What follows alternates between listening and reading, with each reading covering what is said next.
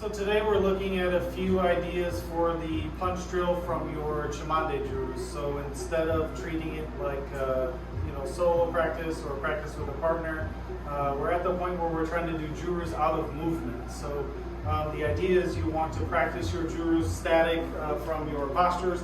That teaches you power from zero. Then you want to practice from the posture from which the jurus originates instead of from zero, so that you understand how to abbreviate that power and get it from your posture to guarding whatever you need to guard. Then the idea is you want to practice it out of movement so that you know how to turn whatever you're doing into that jurus. And that's where you have an opportunity to insert some more power because you have momentum already and you can turn that into your strike.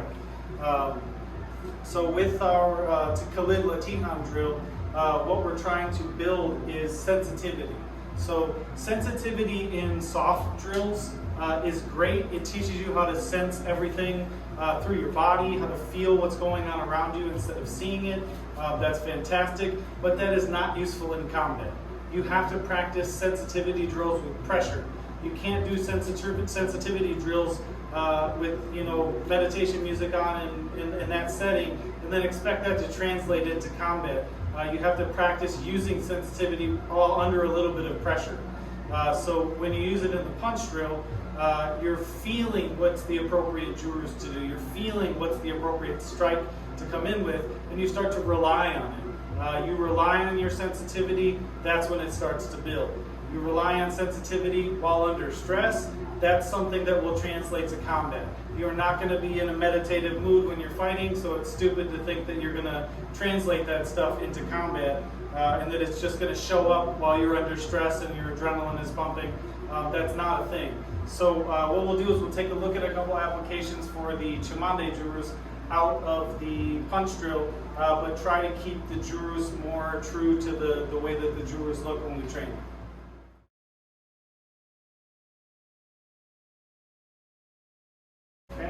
So what we'll do first is our Tango, ombre, and Tango Silat motions.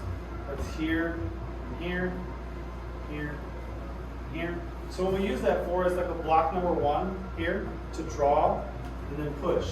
With this drill, a lot of times you get into real heavy motions where you're pushing, pushing, pushing, pushing.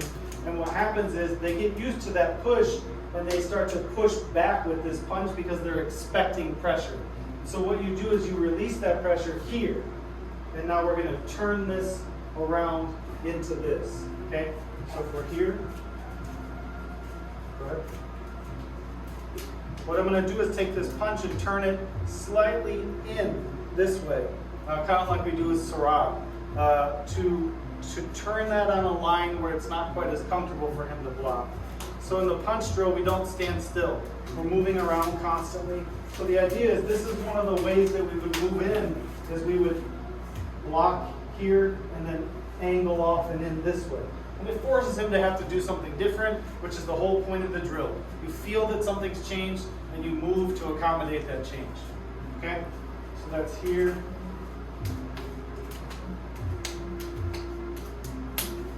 This way. Okay? And you can see that breaks the timing up. It's a good cover. And you're coming back in with a straight punch. Okay? Then we flow right back into the drill.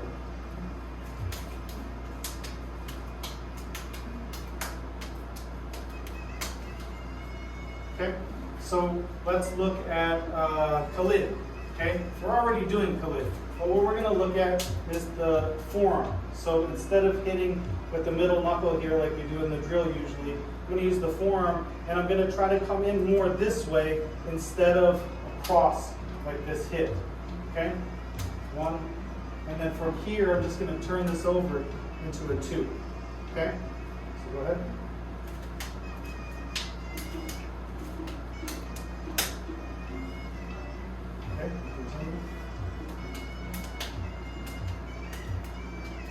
You'll notice when I do my Khalid here, this motion to get back to this punch is the same motion that I'm using in Tango ombre and Tango Silat.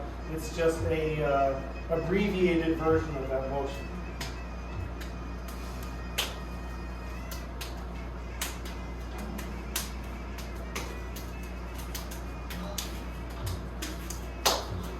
Good. Okay, Okay, so that's Khalid, and we can play around with the different hitting surfaces on that one.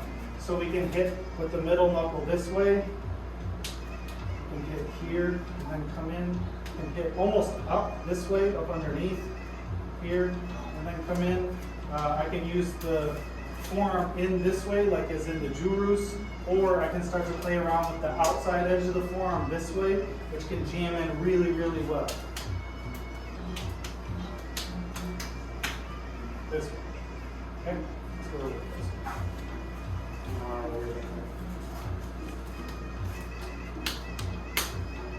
So in this way, you go straight into your punch.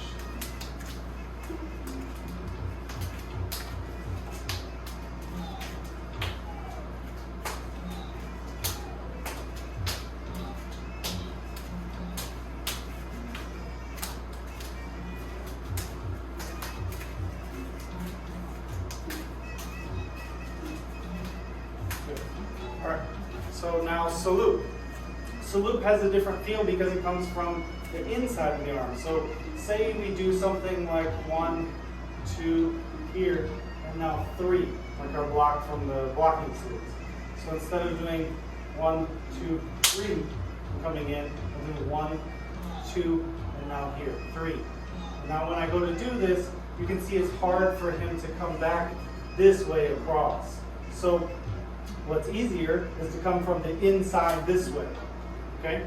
So there are times where you're gonna feel that it's easier to get back in by coming to the inside like that because of how your body is turned or framed, okay? So if we're here and I wanna do a salute, that's gonna be from here on the inside. And one easy way to feel when this would be appropriate is if you look at the way that this is produced, when I'm doing it from 0, I come up to a cross position here, and then I come out to hit this way in the Jurus, like block number 8. So when I do that, what's happening is I'm kind of coming with scooping this way. So if you look at how he traps my punch down, when it goes down this way, it's very easy to turn that momentum into this hit. And that's why we learn to do our Jurus out of movement, so you understand when is the right time to do that. So if he does a hard trap, I can bring that around pretty easily this way. And it also stops me from getting trapped up.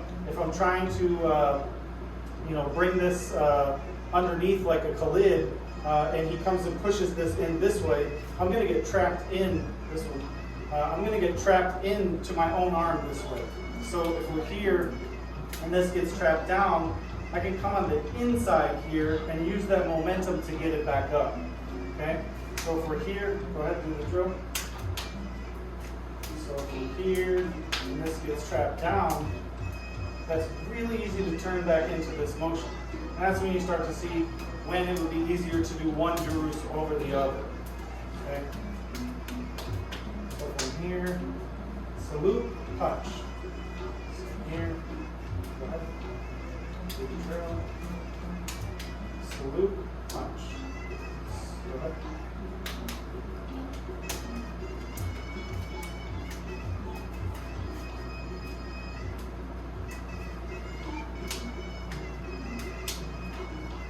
Good.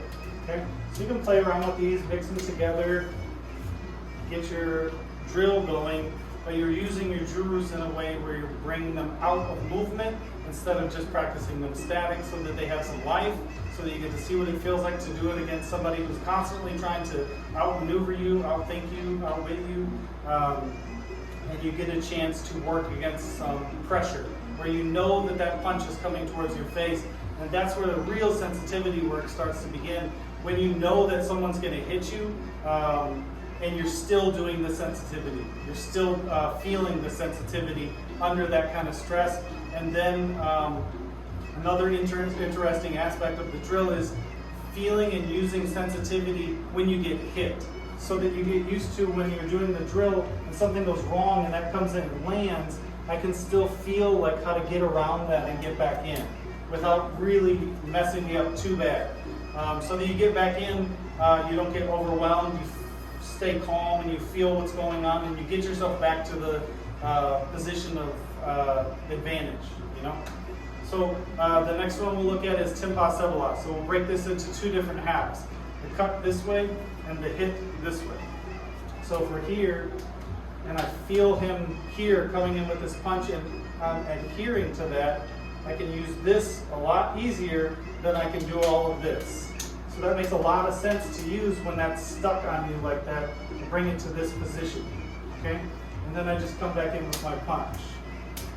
1, 2, 1, 2, 1, 2, 1, 2. Okay? The other hit is this hit here. So what I'm going to do is use the other arm for that. Come on back over here. So we'll do here, here.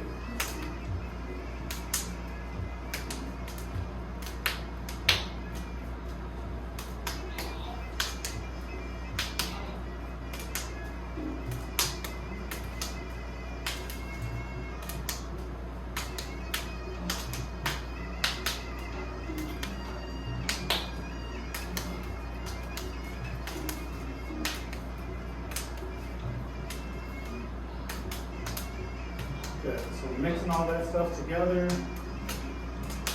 Some of them push, some of them draw, and that gives you a good variety.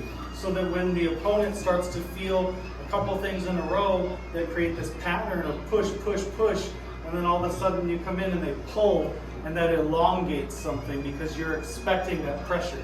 So with your punch drill, try to mix those things up as much as possible. You can start to add in things like your catch this way. 1, 2, 1, 2, just to give you something to play around with. You have your break, and that'll start to really get you thinking. When you're doing the punch drill under normal circumstances and somebody's framed up really well, to do this break, you kind of have to move into it, and you have to get into a good position to where you feel like you have that angle to get your break. What you'll notice when you're moving with the punch drill is some of these motions where they're coming back at you this way, you can use some of these things and use that pressure against him so that he's almost breaking his own arm against you.